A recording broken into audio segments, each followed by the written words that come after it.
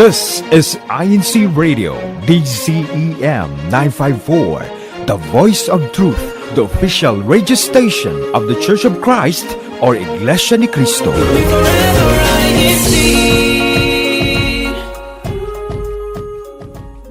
And welcome to another episode of Sunny Side Up Family Talks. Good morning, good afternoon, good evening, everything except good night, because we don't want you to go to sleep yet. But we wanted to welcome you here to another episode here, produced by INCRadio Florida. And my name is Brother Robert Topalis here in Tampa, Florida, here on the sunny side. I want to say the sunny side of the state, but that's really not true, because according to Sister Joy, the entire state is sunny. Isn't it, Sister Joy? 100% it is. It's always a sunny side up here in Florida. And we're so delighted to have everyone here. So thank you, Brother Robert, for that. And yes, so no matter where the sun is in its placement where you are at, we're so glad you joined us, because it's always, again, a sunny side up here on the sunny side up, right? And we're always happy to have you. So we have a really exciting topic, and I'm excited to goal get today when it comes to our topic. So I want to hear, what we have to talk about here. But before we do, can we travel a little bit more to the west side of where it's sunny and say hello to our sister over there on the west side, Sister Liza? Yeah. Hi, good morning po to everyone and to all our viewers po from the Philippines. Magandang gabi po sa inyong lahat. Maraming salamat po sa pakikinig. I hope po na we all have a great breakfast, because like they said, every great day starts with a great breakfast with Sunny Side Up. Ooh, Oh, I like how she snuck that in there, Sister Joy. Sunny, how do you guys like your eggs, by the way? We're a show with the really, literally, the name of how a cooking style of an egg is. What do you guys like Sunny Side Up? What's your favorite style of egg, Sister Joy? I do like sunny side up, and I like sunny side up with a good dipping bread, or I have some rice with it. Ooh, yes. That's definitely. What about you, Sister Liza? What's your favorite way of eating egg in the morning? And don't worry, we're not going to change the name to Scrambled Up. Yeah, I want Sunny Side Up po, but I don't want the yolk po that's runny. So I want Sunny Side Up, but I top it with oil po. So it's not that runny. So that way that's a nice little hack. Yes. Yeah, we should include that. Maybe we'll make that a goal for this year's Sister Joy. What do you think? Because we're here today in the very first few weeks of 2026, and we thought that this episode was going to be really important, because everybody looks at the start of a new year as kind of a fresh start, right? That's always been sort of the psychology behind it, is it's kind of a fresh start, and everybody sets goals. I guess a lot of people customarily refer to it as we're going to set resolutions for the new year. We like to refer to them as goals, because goals are things that you can achieve, versus a resolution, which is like a complete overhaul on different things. But what we felt is that it's important to understand that if you're going to set your goals, what's the best strategy to help you achieve them? Because one of the biggest failures when people set goals, I think, or they feel so defeated, is because the goals are too big. So we wanted to kind of give our audience today, for you and your family, and establish a few little strategies on how to set small goals. How do you set the small goals, and then how can you turn those things into what we're going to call big wins? A big win might actually be that we do the show in exactly the 30 minutes that we're keeping. I'll try not to talk too much, right? On radio. So we're going to see if we could actually get away with doing that today. But let's just hop right into the topic. And if Kuya Tech, if you can go ahead and put us into thumbnail mode here, so this way our audience can see all of the lovely faces of my co-hosts as we're going through. But today's episode, we're talking about small wins or small steps, and how those small steps turn into big wins, because big goals don't require just a lot of big pressure. Yes. And in this episode today, what we wanted to do is we wanted to break down how small, consistent steps can lead to big wins this year. Whether you're trying to set a personal goal, maybe a family goal for your family, and Sister Liza, we were talking about this before the show about a goal for her family that she has. So we want to definitely jump on that, or just trying to build better habits at home, because who doesn't want to have better habits in the new year? So we're going to be sharing some pretty simple, more importantly, realistic strategies that you can actually stick to and hopefully not overwhelm. We're not going after perfection. Remember, we're going after progress, and we want these to be pretty practical ways. So this way you guys can move together one step at a time. So let's just jump right into the very first thing is, why is it that big goals fail? And this is kind of a thing that we talk about all the time, is that the start of the new year, it's a fresh start, right? So everybody thinks, okay, everything that I wanted to do, I'm going to wait until January 1st to do it. And Sister Liza and I were joking about this before, right? It's like, well, we always want to start on the first of the week, or the first of the month, or the first of the year. And there's always the psychology behind, you set a date, but then what happens? You end up pushing it, right? Yes. I want to next week. Right. I want to eat healthier, but I'm going to wait until after we do this party, or I'm going to wait till after we go on this trip, because I know I'm going to. It's like you're basically telling yourself, I know I'm going to eat bad. Yes. And I'm going to indulge myself. We just happen to do this. I'm not going to mention, but happens to be the person that I live with in this house that I love very much. But we were planning on eating healthier this year. And we said, well, we got to do it after the 5th, because on the 5th, we had a big trip with a bunch of friends that we were going out with. And we knew there was not going to be any healthy eating on that day. So we had to push it off. But let's turn it into a positive. You had a goal in mind that you're going to be eating. I set a goal. And that was the goal. And that was the goal. Mr. Joy? Goal achieved. There you go. We ate a lot. And we were in your neighborhood, by the way. So were you? In Orlando. Goal getter. We can't not eat a lot. But the thing is with goals, I think the first thing we want to establish is that a goal has to be something that is not huge, right? So, for example, is just me saying in 2026, I'm going to be happy. Ooh, is that a goal? Yes and no. It's very broad. Yes, broad. It's not very specific. Right. It's nice. We all want to be happy. But how are we really going to measure that? How about another one? Exactly. I'm going to be healthy in 2026. But also very broad. Yes. I can't just be healthy. I can't just wake up and look at myself in the mirror and saying, you're looking pretty healthy today, Robert. That's not. I say that every day. That's not how it works? Yes. Okay. Well, what we want to do is break down why these big goals, because that's what it is really. These are big goals, and you don't want to set yourself up for failure, because that's actually what's going to happen. So you also don't want to do too much too fast, right? Because human psychology says when you're really excited and motivated about a new thing, you're going to jump all in, right? You're going to, I want to, like, for example, I want to exercise a little more this year, right? So I'm going to go out, and before I even step foot on that sidewalk to start walking, or before I get on that bike to start biking, I'm going to go out and spend $200 on new running shoes, because I've got to have $200 running shoes if I'm going to be able to do this. I've got to get a whole new outfit for me to go running before I do that. So the next thing you know, I'm $700 into my new goal, and I haven't even started exercising yet. Those are all just psychological barriers to put us off, right? Because I can't start running until I have my brand new shoes. I can't start, biking until I have my brand new bike or something. Yes. It's very common. To be able to understand that you don't want to do too much too fast also, because that means if you jump in this particular bullet, doing too much means you've jumped into it so much that now I am running and I'm burning myself out because I didn't break it down into small successes.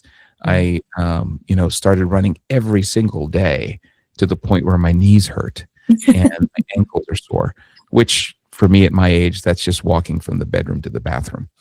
I'm laughing, but there's so much realness in that. And I know for those of you who are viewing, or if you're tuning into our chat, please let us know, because and I'm not saying that to just mock Brother Robert, because that we've all been just come on, go ahead. We've all been there. I'm laughing with you, right? And it's like, when you do set these goals, I mean, we dream big, right? We're like, yes, this is what I'm going to do. And then you're right. That's exactly what's kind of setting us up to not be successful. So fail, yeah. And it's okay to be ambitious, right? I mean, we were talking about that before the show too, that you want to set ambitious goals for yourself, which is fine. But you have to create some strategy that will show you're making progress towards that ambitious goal. Yeah, because making sure it's measurable, right? We said it has to be specific, and you have to be able to measure it, achieve, so that you can achieve those small steps that we're talking about here. So right, and it's going to help us here in the third bullet to be more consistent, right? So I could be motivated all I want, but I could be motivated while I'm laying in bed instead of being out running, right? You want to be consistent, so you want to set yourself up to be able to do things like we'll use the same thing about getting more exercise. I want to be able to get more exercise, and that's not going to involve me going out biking and riding 5-6 days a week. Correct. Maybe it's 2 days. Maybe it's 3 days. Maybe it's something that's a little bit more measurable, so this way I know that I can do it. And maybe I'm not going to go out and run 6 miles. Maybe I'm going to do 1 or 2 miles 3 times a day. I love right? Yes. Because that's going to help you to be more consistent. And when we each have to have motivations for consistency. And I was joking earlier about how, when you want to take on a new goal, like for exercising, people spend a lot of money to buy nice things to be able to help. In a way, the reason that is because that becomes your motivation. Here's a real life example. If I'm going to go out and spend $150 on on cycling shoes, it's going to motivate me to want to go out and cycle. Yes, those things are not cheap. I hope my wife's not watching. Well, she is far. Because cycling shoes are not cheap. And when you go out and you buy them, then you're motivated to want to use them because you're like, I got to get some mileage on these things, right? So you spend the money. Or if you buy new running shoes. And, in my defense, a pair of running shoes aren't cheap either, because I've seen like $300, $200 running shoes, but you don't want them sitting in your closet. So maybe that becomes your motivation. So it's about what are the motivations that you're going to use, whether it's feeling the guilt of having spent the money and needing to go out and use them, or just make the motivation be that you're seeing small successes. Love it.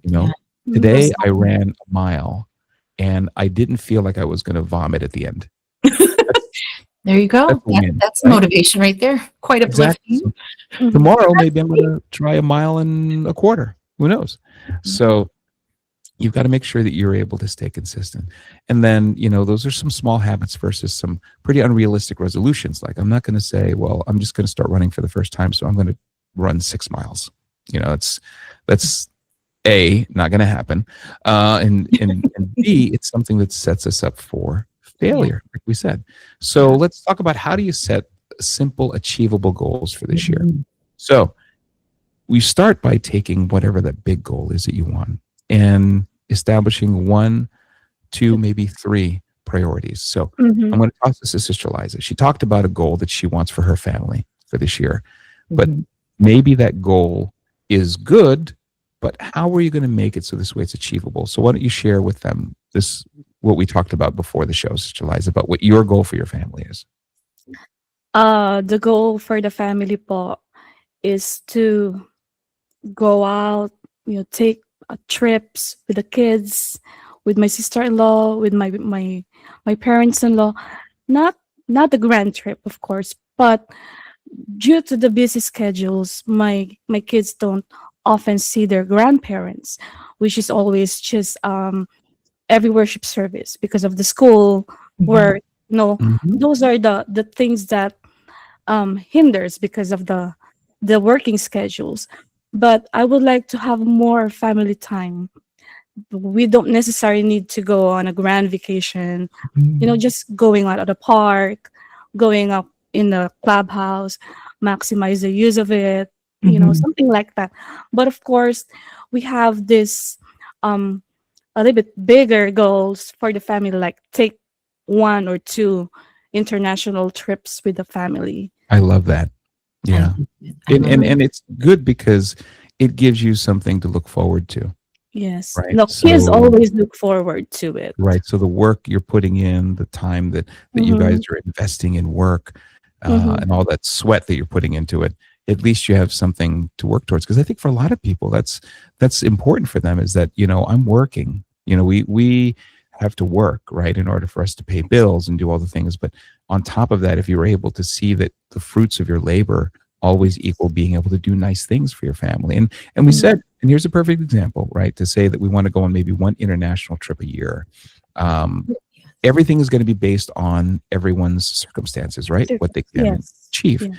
And international, though, right, we mentioned it doesn't have to be flying around the globe to Korea. An international trip can be where? We can go to Canada. We can go to part of the Caribbean. Take a cruise. Take a cruise. That's international, right? So, there's ways to make the goals achievable. So this way you're not feeling like, well, we said we were going to take an international trip, and maybe for whatever reason, we weren't able to do so this year because we couldn't afford to go around the globe, or we didn't have the time, because, that takes time. It's, you spend 1 day just traveling. But being able to take the kids across the border, maybe to Canada, it's only a couple of hours, or down into the Caribbean, which, now that we are once again reunited with our family there in the Caribbean, welcome, of course, to our viewers that are there in the Miami area, in West Palm, there in the islands. We're so grateful. We're so happy that all of you are together with us again, and we're looking forward to seeing, of course, all of you down there. Shout out to Sister Jean and Sister Jade there in INCRadio Caribbean.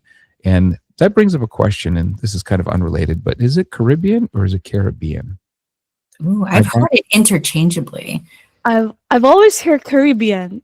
So at first, I pronounce it as Caribbean.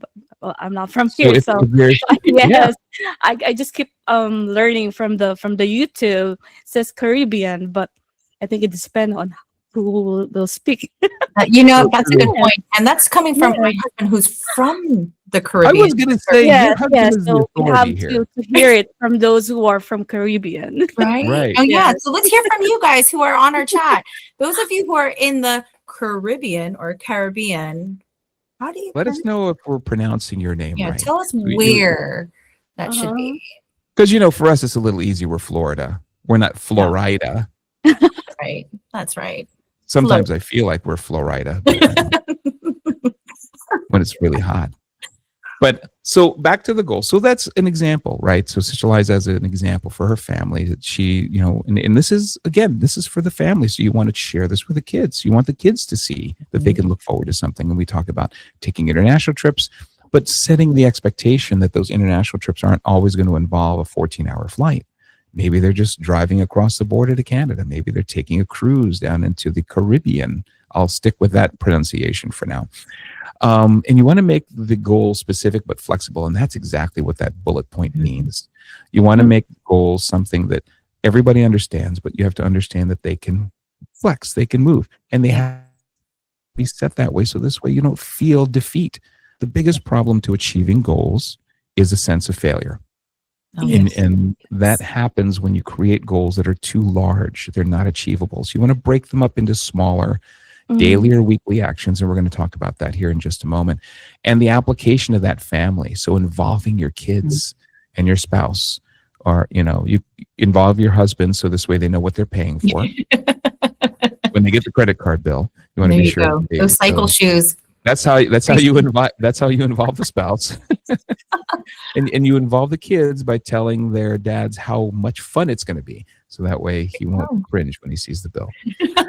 So you want to be sure setting those small achievable goals, and we want to create small steps that make it easy for them to stick, right? So And there's this really cool thing, Sister Joy, about that I was reading up on called habit stacking, which is taking a new habit and putting it on top of an existing routine already, right? So if you're already doing something, for example, if you already are breaking up, here's another example. I want to eat healthier this year. Now, just saying eating healthier, not so much a goal, right? Because it's too broad. But I want to eat healthier, meaning I want to start including more vegetables in my diet. I want to start including more fruits into my diet. But again, too broad, right? Because how am I measuring that I'm doing it? So maybe instead, I'm going to say with every meal, I want to have at least one vegetable or one fruit. And this way I can look at my plate and I can try to determine how that bowl of mac and cheese has a fruit in it. And it causes me to pause and realize, okay, I need to go grab an apple. I love it. It's true. It's very specific. It's very measurable, and it's something small, right? Just adding something very simple, and like even sometimes starting like doing less, right? Making it less like, okay, it's not like what you said, it's not going to be like, I'm going to eat healthier. So making it less, sound less just by adding just tiny, just one vegetable. Less of a rice. That's less rice. Hard. That's so hard to say to Filipinos, Sister Liza, but we have experimented. Maybe we'll do a show on this, on probably Kalulu's looked at almost every rice alternative available. So I think we're almost going to become authorities pretty soon, because if there's something you could swap out for rice, I think we've come across it. And there's so many different things, but it's hard. It's knowing what are the things that you can do. Like, is it possible? Yes, that's why the Sister Joy is correct about that you have to take less and then add a little bit. So for example, Paul, like you said, in your meal, you want to add fruits and vegetables. So we can take less of rice and then bring in the fruit in there. We can substitute it with like a sweet potato, potatoes, something that's going to give you, going to be achievable for you and achieve the goal. Perfect. Yes. And when we say, there are things, and remember we talked about flexibility and compromise, because like when we talk about like everybody, that was a big thing everybody was talking about last year, was like rice. You just got to cut back on your rice. You got to stop eating rice. It's so bad for you. And what's funny is this year here in the United States, they've come out with a new set of guidelines for what they call the food pyramid here. And we'll introduce that, I think, in one of our other shows. You got to do but that. We're talking about, how there's an emphasis now on more proteins. It used to be always fruits and vegetables, and we all know fruits and vegetables are so good. They're so important. But there's an emphasis on increased protein in your diets. And but rice, still, everybody says reduce the rice, but there are going to be things you can't eat. Yes. Yeah. But you're right about that. Add more protein. Right? More protein to your diet, right? Yes. So like, for example, can you eat kare kare without rice? Oh, I can't. But it's not the same. I can't. Is it possible? What's the one go-to dish, Sister Joy, that you can't eat without rice? Oh man, it's just ulam. You're supposed to have rice. Yes. It's just it's hard. It's tough. It's really like you're breaking a law if you're not eating rice with that ulam, right? Oh well, actually, I think I can justify it, like any kind of like soup type thing, like tinola, sinigang. I can kind of cut back on the rice there. Because it's a stew. It's like a soup. Yes, exactly. But it's still that's hard. What about you, Sister Liza? What's a dish that you can't have without rice? I can't have. Okay. When it's savory, I want it to have rice. Savory food like kare, like adobo, caldereta, menudo. Those are the Filipino dishes that I can't eat without rice. But yeah, like Sister Joy said, I can eat sinigang. I can eat tinola, nilaga without rice because they have soup. It's more like a soup, once it's savory and like a thick paste, like a thick soup. Yes. It needs the rice. So what I did just there is to talk about, well, what are some of the strategies on how you can reduce your rice intake, right? So now you know that you could eat tinola, maybe, or sinigang without rice. So maybe in the course of a week, you stack that we're going to have tinola on Wednesday, because then we're going to skip rice that day. And then you can have your adobo kare-kare on Thursday, because then that's when we're going to have rice. And so that way you're actually developing a strategy for the menus that will require you to reduce that rice. And that helps us meal plan, which helps us eat healthier. Right? And be sure that you invite me if you're having kare-kare, because I'm there. Noted. Which, by the way, my wife just made some of the most incredible kare-kare. And no, without bagoong, it's not kare-kare for me. Oh yeah. Well, we all know that I'm stockpiling that now. That it's back on the shelves. Mm-hmm. But so that's the importance about understanding how to strategize and plan, right? And tracking that progress without that pressure, because sometimes we put so much pressure on ourselves, and if you put too much pressure on yourself to achieve a goal, then you're adding another barrier that doesn't need to be there. You're not helping yourself, because at that point now, I just have one more thing that's, I didn't run my 2-mile goal yesterday. So fine, run 3 the next time, or run 1.5 twice. I mean, there's always ways to make up for it without having to feel like, oh, now I've defeated myself, so I'm just not going to bother anymore. Yes. And those are kind of the wrong approaches that you want to take to it. And as a family, like if you're going to have days where you're going to make sure that you are setting a menu, for example, where rice isn't part of the meal because you planned it that way, remember to celebrate those with your family and make them know consciously that's what you're doing. So this way everybody's in on it, and it's not like a surprise that you're just like slowly taking away rice from them, and they're going to be like, Mom, what are you doing? You want to be sure that the whole family's in on it. Yes. And you want to make sure you stay consistent. Yes. Sister Liza, before the show, we talked about something where what causes you to fail is the system, right? Yes. Yeah, I mentioned Brother Robert. I think I believe that one thing that hinder us or make the goal setter failed or cannot reach his or her goals is the system. It's not the goal, that the goal is big or you're aiming too much.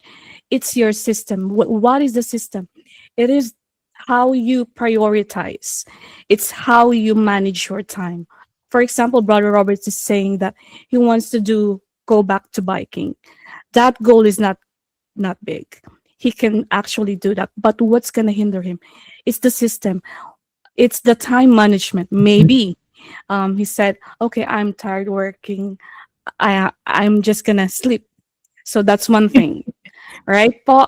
Or I'm tired. Let me just rest. Wherein if we put or we do a time management, for example, I give myself an hour or 30 minutes biking. Well, that's your set goal. So slowly, if you put that routine in your everyday life, you'll get used to it, and then you see your progress. Like you see how stand on a weigh scale, or you can see your acceleration whenever how fast you're going on a biking right now. How many miles can you do biking slowly? Because we were personally me po. If I want to see, if I set a goal, I want to see small victories. Yes. And that persuades me to do more. Exactly. That motivates me. And I think that's one thing that we have to learn, or to do it better, is to make our system reachable. Yep, absolutely. Make our system, make our system so that our progress, even if it's slow, we can see small victories and small wins. Exactly. Well, make a difference. That's the title right here. It's staying consistent even when life gets busy. Yeah. So what the system that Sister Liza is referring to is life. It's just life gets in the way, not prioritizing your time. Yes. not dedicating the time for it. So what you want to do is you want to be sure that you're able to have a plan that if you do miss, like we just said, I didn't get to do my 2 miles yesterday, so I'm going to maybe do 3 today, or I'm going to break up the 2 miles that I missed. So this way I still hit that goal for the week. Yes. Making sure you're adjusting them rather than just quitting, because it's so easy. Yes. It's so easy to quit, right? I mean, unless you're really motivated into doing it, there's so many reasons for you to not want to do it. And getting that encouragement from parents for their kids' goals is super important for them, and making sure that they realize that any progress is better than no progress at all. Yes. You want to still continue to make progress every day, so that way you're not feeling like this wasn't worth it. It was something that I wasn't able to achieve. So let's give our audience a takeaway challenge, Sister Joy. Yes. And everybody that's here in the chat, please put into the chat. Or if it's a personal goal, you don't have to put it in the chat. But you want to create a goal for yourself for this year. And remember what we learned today. You want to make them measurable. So you don't want them to be too broad. You want to make sure that you understand, what is one thing I can do this week? Now, not the 1st of 2027, not not February 1st. What's one thing you could do this week that would make you start achieving or working towards that goal? And make sure you write it down. And having people around you to hold you accountable, family, friends, us here on INCRadio, Sunny Side Up, we are more than happy to help you in keeping people motivated, because you want them to be accountable for those things. And remember, whatever achievements you make, whatever wins you have, be grateful for them. Oh, yeah. Be grateful for them this year, because every small step is going to eventually lead to that big win. Yeah. And Brother Robert, I want to make a shout out to one of our viewers, because, we're mentioning about this takeaway challenge, right? Brother Franz, he said that his goal is to finish a 15K run in Daytona Beach today. So that is definitely a goal. Yes, today. So yes, today. So Brother Franz, we're cheering for you. Yes. We got you. Yes. We got you. Just I will be psychologically running right there with you. Obviously not physically, but I'll psychologically and emotionally be right there with you. We all are, yeah. Cannot wait. Great. Well, check in with us. Let us know how you did. And remember, just joining that race, that's already a win. There you go. He laced up and he's there. Showed up. That's already a win right there. Yep. Showed up. So, well, sadly, I didn't meet my goal for this year. We passed our 20 or our 30 minute window. Yeah, I know, but I love talking to you guys so much. I can't stop. But we are the fastest 30 minutes on radio, but we wanted to, of course, take a moment before we sign off, and of course, stay tuned, because our friends over at INCRadio Washington, D.C.'s Unstoppable program is coming up next. But we wanted to give a shout out, of course, to Brother Eduardo V. Manalo, our executive minister, Brother Angel Irano Manalo, our deputy executive minister, and Brother Wally Tarai, our station manager, Brother Manly Andaya, our executive producer. And of course, as we did last week, we'd like to welcome Brother Gary Garcia, the district minister for the District of Florida Caribbean.